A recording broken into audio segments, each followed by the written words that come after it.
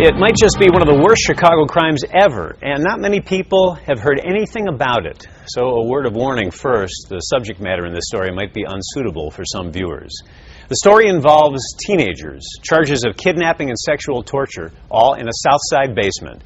Tonight, in our special report, Mark Saxenmeyer pieces together what happened. I think they just looked for girls that they could talk or snatch, and I think they realized that she would be an easy target. She had gone to take out the trash to the back alley, but never came back. She was taken here to a little used laundry room in the basement of a Washington Park apartment building. You know what she told me? She said it was a long line, Mommy. It was just a lot of people, a big old long line. She was forced to have sex. She said, Mommy, they were little boys and big men. A gang rape. She was bruised from head to toe. They had hit her. She had big patches of her hair pulled out. 24 hours later, police found her 2 blocks away. They couldn't hardly examine her because she was bleeding so bad and she was ripped so bad. Despite the horrendous nature of this crime, the girl's mother says that her daughter remembers the first names of several of her attackers. That information led police back to the crime scene, where they started interviewing neighbors, finding witnesses, and now they've arrested 3 people in connection with the crime. 2 adults and 1 juvenile, all charged with criminal sexual assault and kidnapping. Yet they're still looking for as many as 8 more people.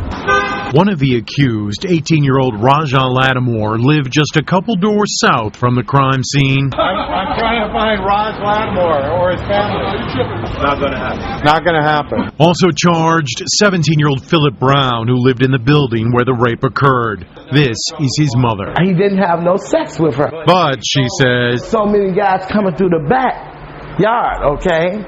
I don't know what you went down there to do. I'm not going to sit here and act like I knew. Police and prosecutors say Brown told them he decided against having sex with the victim because when he went down into the basement, he saw a line of guys waiting for their turn with her. He became impatient, he said, and left. Even his mother admits. He was accessory to it because he should have said something about it. Did you go down there? I went down there, I saw it, but I ain't see them, like, what they was doing, but I knew. His name is Jock. He's 17, and he was questioned by police, but not charged. How many guys were down there? It was about 6. So you didn't partake in this? No, I ain't partaking that. But did you think it was a crime? I don't think she was raped because she let him do it. It was her own free will to have sex. You heard me crying? Yeah. You was crying too. Yeah, I was crying. This is the victim with her mother. Love you. Love you. She is 18 years old. She's 18 chronological. You know, she's 4 and 5 on a good day. We don't have school tomorrow. Really? What's today? Sunday. No, today is Thursday. Thursday. So tomorrow's what? Wednesday. She's mostly mentally challenged. Your ass is Hazel. Mm-hmm. Is she mentally disabled? Yeah, like, mentally kind of slow probably. It just seems strange that a mentally disabled girl would consent to sex with all these guys.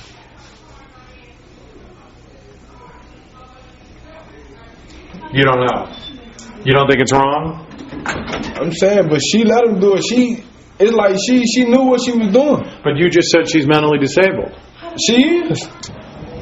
I can't believe they did that to my baby. And knowing that she's a sweetheart. She said that all she kept telling them was, my mommy gonna get you.